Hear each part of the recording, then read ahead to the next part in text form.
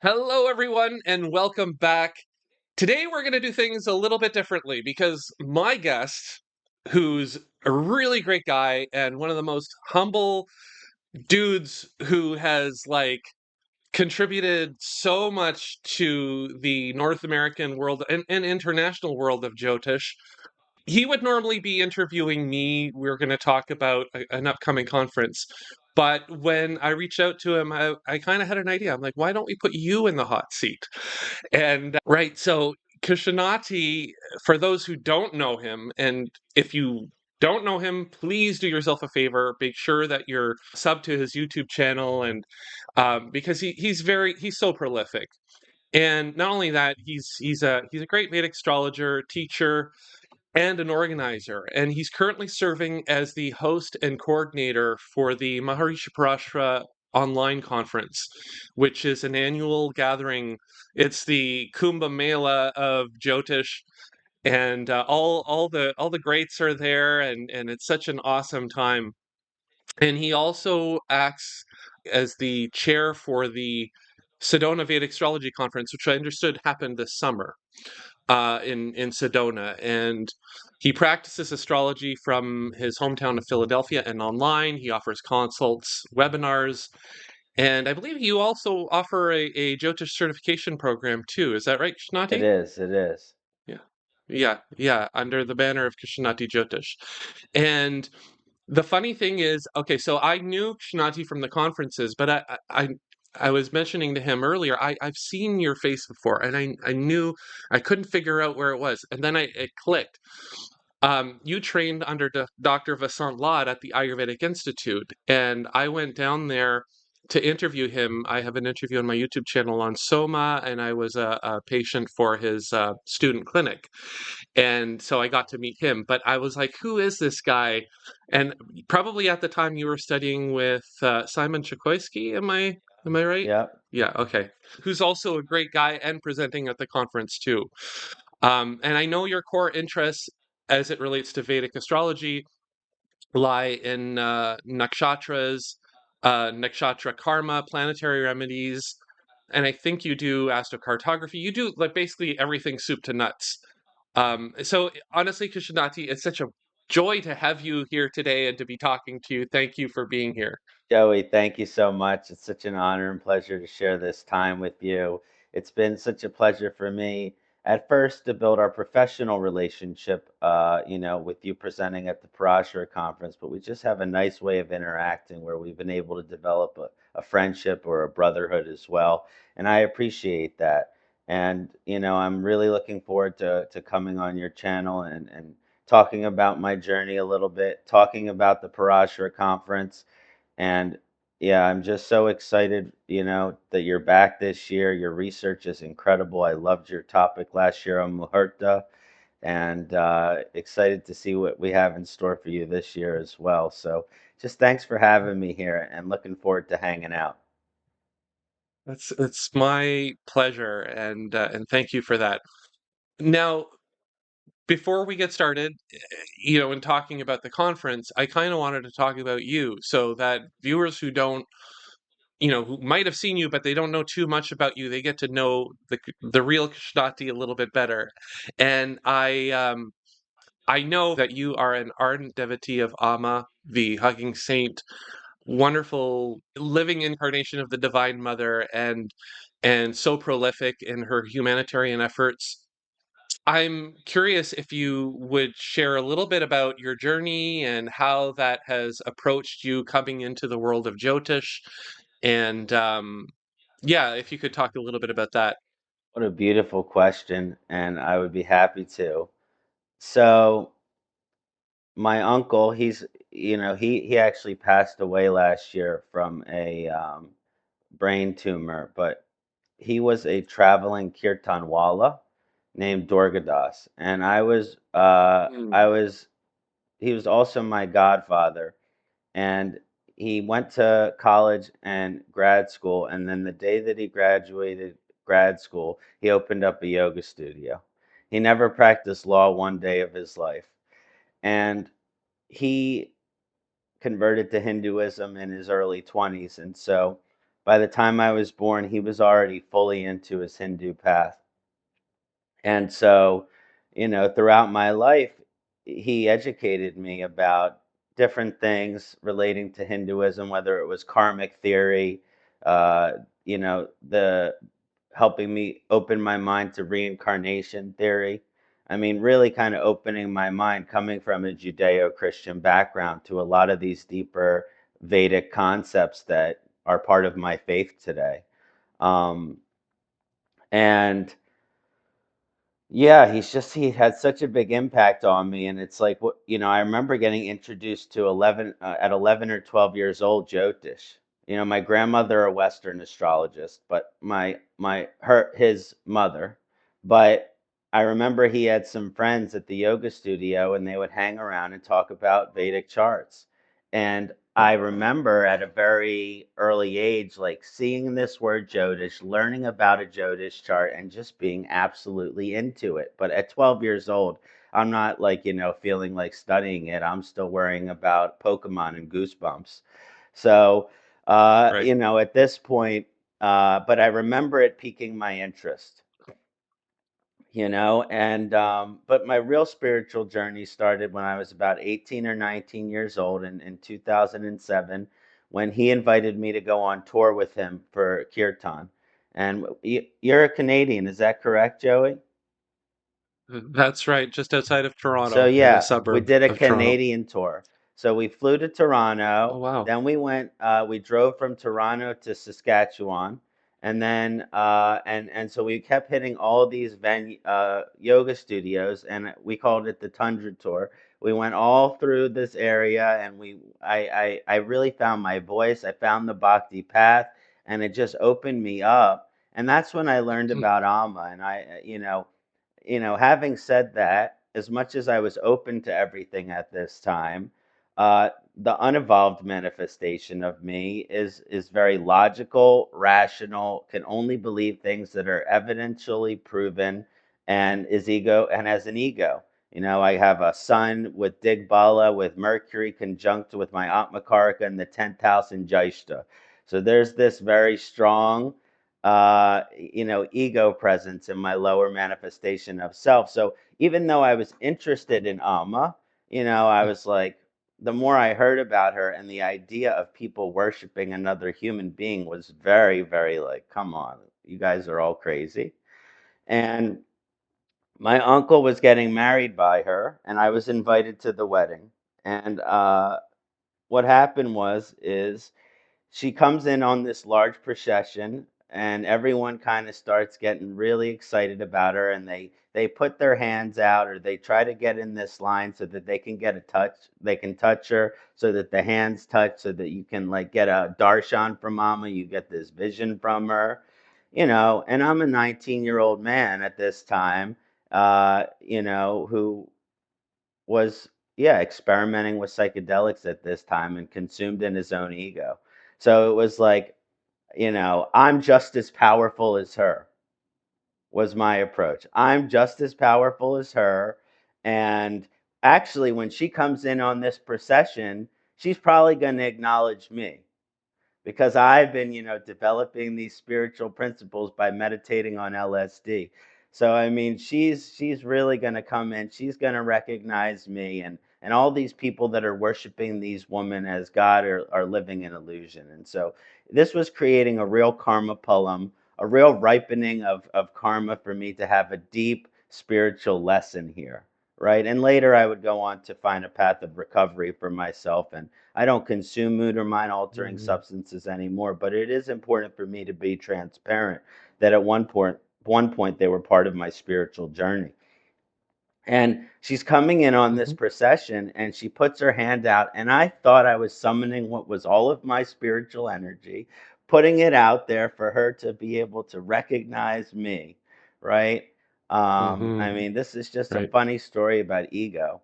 And I put my hand out, and the next thing I know is I wake up on the ground, and there's about 30 people standing above me looking at me with confusion and wide eyes. And I come to, and I say, "Well, what's going on here?" And they go, "Well, you've been unconscious for about 20 minutes." So what happened was, I guess what I was told is that when Amma touched my hand, I blacked out and then passed out, and I fell over, and I was breathing very shallow. So essentially, what happened was, is she took my ego, she shattered it, and I woke up and I came to with faith in her. Because when I woke up from Mm, that, I no longer had all these things that I always need evidence for my entire life. I had the evidence for it. Right? I was shown her power. She knocked me on my tush. I woke up, I came to, and I think within about 15 minutes of waking up, I said I wanted to convert to Hinduism. So wow, Jay Ma. Jay Ma. So later in that ceremony, I asked one of her rishis, one of her swamis, if they could convert me. So after all the hugs, after all of everything, they did a conversion, where I something with the candlelight, and she gave me a mantra. She asked me what sect of Hinduism that I wanted to join. I said Shaivism. She put me into a Shaiva tradition, and so it started my journey, and that's almost, that's 16 years ago now. Um, and what that kind of did in terms of leading me into Jyotish, as far as just Amma and Jyotish, is it helped me realize that even though we can't believe in something fully, that even Hmm. though not everything in life that we can have faith in that is true, that is accurate, is something that we can 100% have evidence for. Sometimes we have to try to study something, to learn about something, to be devoted to about something, and then our faith falls into it. Our faith grows with it. Because when you're first learning about Jyotish, you're not a skilled astrologer. You have this passion and fascination for it, but you're not able to accurately predict anything, really even perceive personality traits. It's just like this thing that's like you're just kind of like putting your toes in the shallow end. But having that idea that the faith in Jyotish, that it is a revelatory science, and that the more you Hmm. surrender to this process, the more that you dive into it, the more that it opens up to you. And now it's become this thing where it's I have full faith in it, just as much as I have faith in Hinduism, just as much as I have faith in recovery, just as much as I have faith in the science of Jyotish as being not just a Mm, tool for prediction, but as a tool for spiritual evolution. Like I'm writing a book right now, where my research, it's called The Dharma of the 27 Nakshatras, a guide to using the mm, nakshatras for understanding our dharma and our spiritual evolution, where we actually look at the vasanas of each of the nakshatras and kind of these lower evolutionary aspects, and we compare them wow. to kind of the archetype and the real mastery that each of the nakshatras shows us, so we can use these different patterns, uh, use these different positions to awaken the guru self. So, I also see it as this spiritual tool. But yeah, that's just a little bit. I hope I answered your question. And some. Wow, I got goosebumps, dude. That's amazing. The the thing is now, I've been going to the in-person conferences right up until COVID, and then I think there was a pause, and then we were doing online conferences for a while, and but we had kind of built up a relationship, and it's been kind of neat to see with uh, Dr. Dennis Harness, aka Dayananda, sort of leading the torch and then handing the torch over to you, and seeing the evolution of not only these conferences and the speakers, but also the people that come to these conferences. And there's a lot of like new students that are discovering Jyotish and they're coming to this conference. But then there's also a lot of seasoned astrologers. You've got all Sanjay Rath, Sarbani Rath. You've got folks like Alan Anand and David Frawley and Shambhavi, like all these folks that are participating in these conferences. so these are seasoned experts. So you've got newcomers, and like as someone who organizes these conferences, how do you curate the content and the presenters so that it speaks both to presenters, like to beginners and advanced practitioners? Wow, I love your questions, Joey, bro. Um, so, because it's my passion to, like, so at first, I mean, just my evolution with Dr. Harness, just to give a little bit of honoring to one of my mentors and pay some homage to a man that I love so dearly. When I first met Dr. Harness and he invited me out for a 1 hour lecture at the Sedona conference in, I don't know, 2017, 2018, or whatever it was, it was Mm, like, it was like, mm, as soon as I met him, we connected and it felt karmic. And we went and hung out in his hotel room and talked about life for like 4 hours. So there was instantly like this karmic connection, and we built it. But in 2021, when he first had the conversation with me and told me, "Hey, I think I'm gonna retire. And I think I want you to be the person who kind of like carries on my, the work that I've done." Uh, you know, I was so blown away at the honor. And of course, it felt very dharmic to say, of course, like I would be honored. But I was so honored yeah. by this that at first it was like, there was a shock. I didn't know how I was going to take that and how my energy and my purpose was gonna go with that. Um, so the first year that I had the Parashara Conference, it was about, okay, if there's this real honoring of the passing of the torch energy, and I just want to make sure that it has the full integrity, and I want to do it exactly like how Dr. Harness has done it in the past. So the first year was much more of a replication or like a virtual version of the Sedona conference. All the astrologers Mm, that I picked were people that had previously lectured in Sedona. So it was much more of like a simple transference that I just wanted to honor, mhm, right?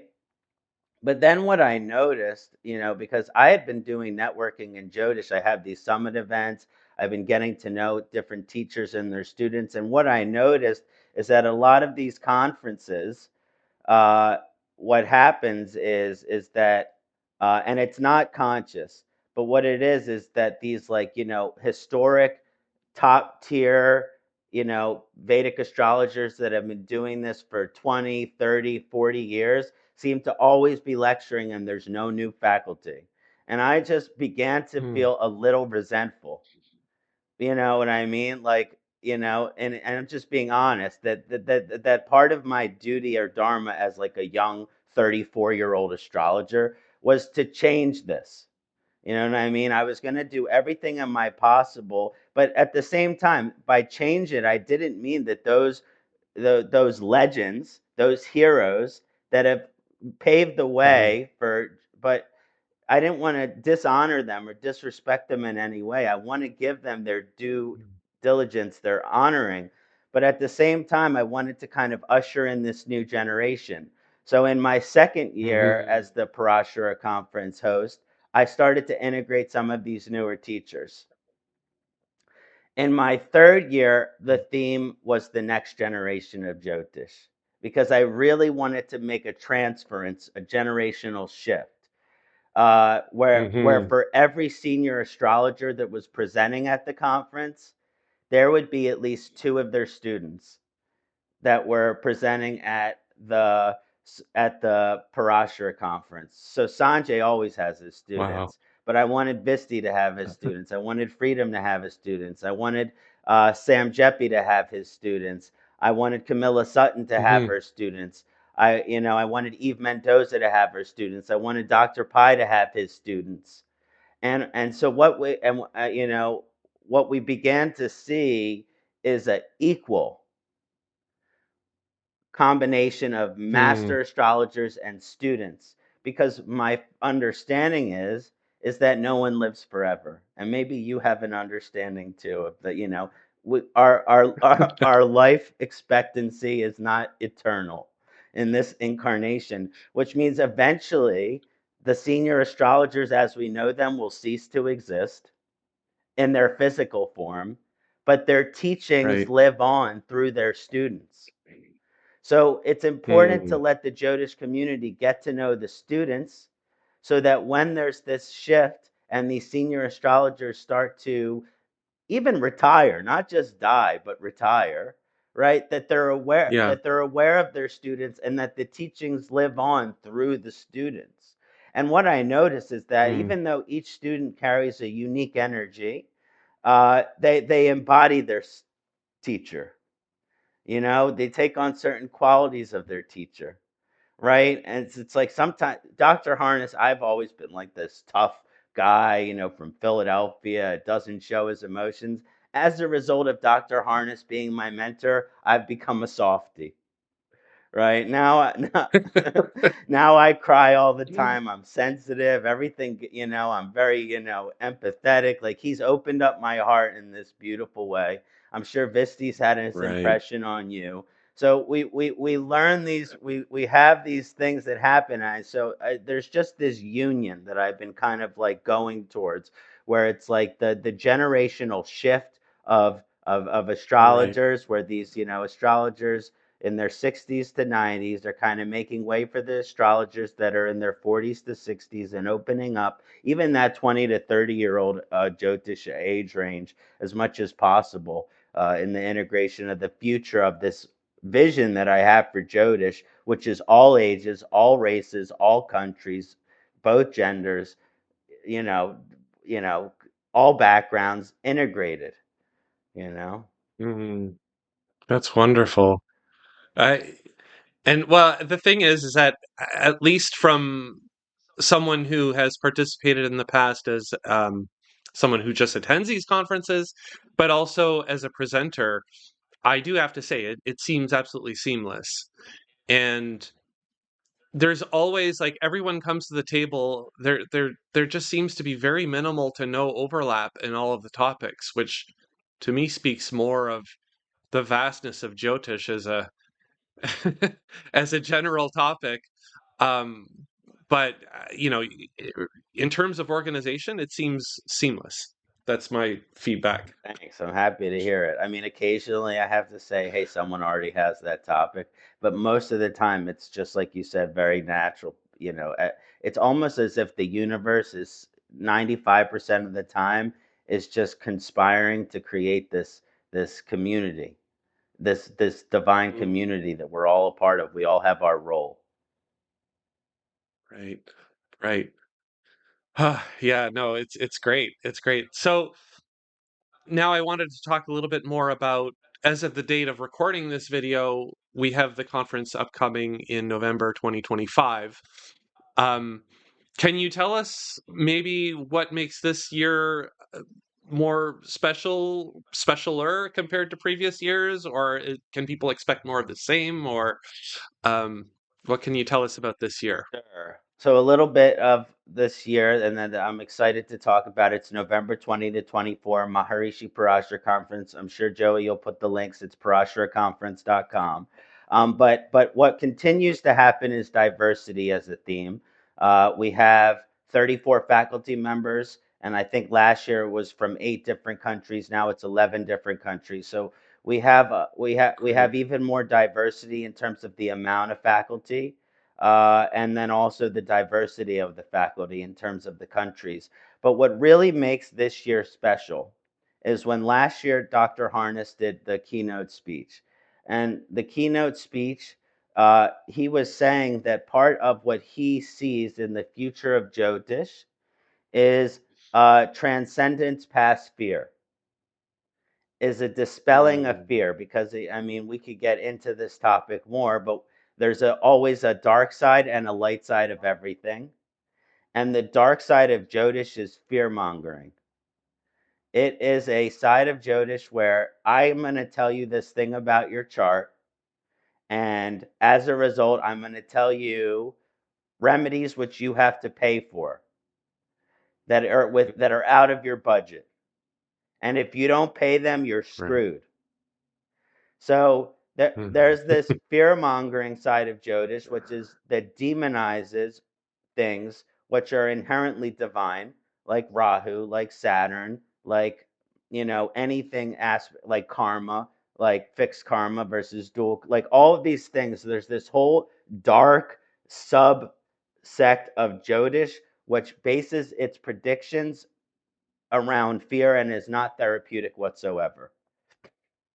So, Hmm. at the heart of the theme of this conference is the theme of dispelling fear, to honor Dr. Harness's dream for the future of Jyotish. And I have the same dream. My approach with Jyotish, and it's probably because partially he's one of my mentors, is therapeutic approach, is a healing approach, is understanding that there's nothing worth mentioning, a problem worth mentioning, without also mentioning a solution.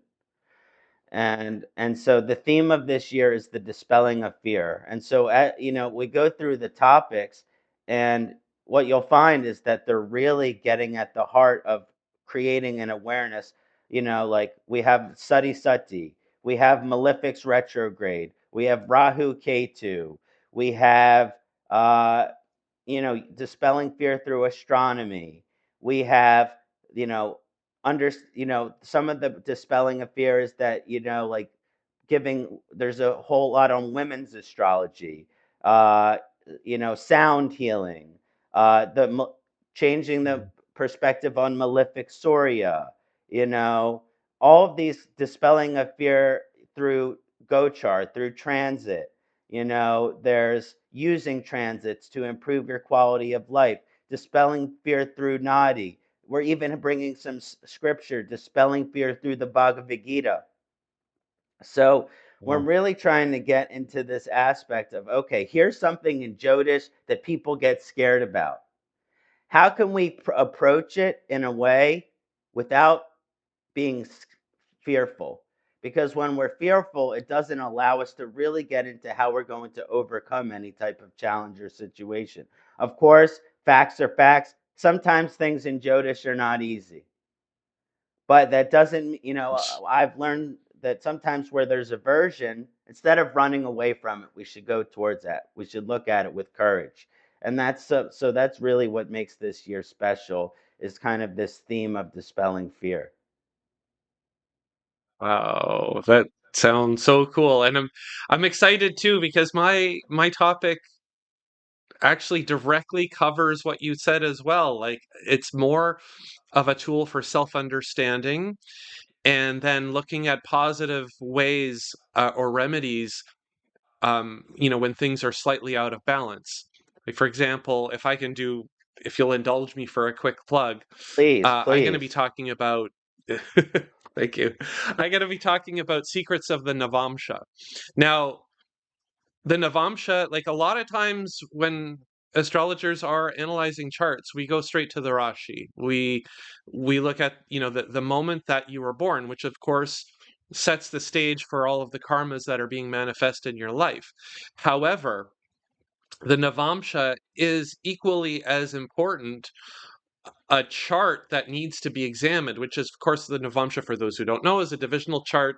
We take the 30-degree zodiac signs and divide them into um, nine equal increments of 3 degrees and 20 arc minutes, which, of course, also equates to a Navamsha pada as well. Sorry, a nakshatra pada. And but there's this beautiful technique, very simple, that even beginners can grasp. About Parashara talks about the three primary deities of the Navamsha, which are the Devas, the Rakshasas, and the Manushas. And there is a bit of maybe a misunderstanding. Without going too much into my topic, you'll have to come to the conference if you want to learn more. But there's a misunderstanding. We tend to think of devas as, oh, the people that are devas they're godly beings, and Manushas, they're more focused on living their day-to-day life and acquiring wealth, and then the Rakshasas just want power. And I'm going to show there are charts of saints, like for example Sri Ramakrishna Paramahansa. He was 100% Manusha. Paramahansa Yogananda, whom I'm especially fond of as he's part of my spiritual upbringing. He started as a Rakshasa and then he kind of transitioned into Devagana, right? So you can learn a little bit more about how your mind is shaped, and it's such a great tool, and like how you apply yourself in the world, and then which dasha is prevailing. Is it supporting your mind? Is it supporting your lagna, or is it not? And then you can get all into all these little nuances very, very quickly and easily. But you need the right framework, the right definition, and so that's what I'm going to cover in my lecture. So I'm looking forward to teaching that. Incredible. I'm so excited for your lecture. And I think that, discussing the Navamsha is really at the heart of the theme here, because a lot of the divisional charts, people, wherever there is mystery, there's fear, right? And Hmm. there's a lot of people, a lot of clients, a lot of people I know that are interested in Jyotish. There's so much mystery as to how to properly use the Navamsha. So the fact that you're, bringing all these practical insights and research, it really is uh, demystifying, which is the same thing as dispelling fear. So I'm very grateful that you're bringing this into the conference. I'm just excited to be there and to be part of this great gathering.